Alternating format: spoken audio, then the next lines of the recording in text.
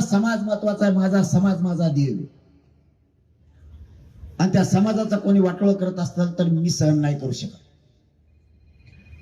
आपण मुंबईत आल्यापासून एका शब्दाने सुद्धा मी देवेंद्र फडणवीस साहेबांना दुखवलं नाही. माझ्या समाजाच्या लेकरांसाठी हैदराबादचा JR काढलाय, 1 महिन्याच्या सातारा आणि कोल्हापूरचाही काढणार आहे. मी आशावर जगलो. वादावादी करण्यापेक्षा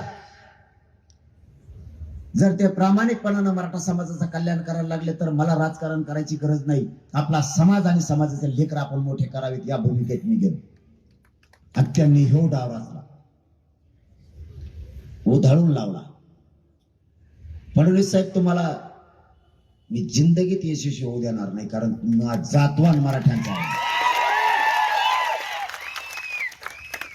तुम्ही मराठ्यांच्या वाटाला जाऊच नका. त्यांनी सरळ सांगायला पाहिजे होतं पत्र ते बघितल्यावर. बावनकुळेने केलेली चूक आम्ही दुरुस्त करतो. जसं की काल उदय सामंत साहेब म्हणले, शिंदे साहेबांचं माझं बोलणं झालं म्हणे, आम्ही आमची शिरसाटणी केलेली चूक दुरुस्त करतो. म्हणलं हरकत नाही, कारण बोडखे नावाची एक नोंद आहे. ज्या पोरीची व्हॅलिडिटी थांबली तिच्या भावाची व्हॅलिडिटी झाली. बघा बरं का कार्यक्रम बावनकुळे आप्पाचा.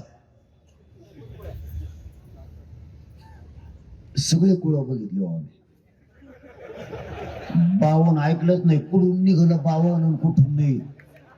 आणि 96च्या नादी लागलं.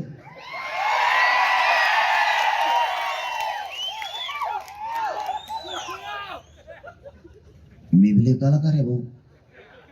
मी म्हणलं ह्या नोंदी तर जीव जाळून दिल्या. रात दिवस माझा मराठा समाज रस्त्यावर आहे. मराठ्यांचं श्रेय वायाला जाऊ द्यायचं नाही. शोध घ्यायला सुरुवात केली. कलेक्टर डेप्युटी कलेक्टरला विचारलं, प्रमाणपत्र का देत नाही? त्यालाही सांगता येणार. सांगावं तर कोलीकून मोहन जेदुडे, हडप्पा, आलीकून मी, चेंगरमध्ये ती.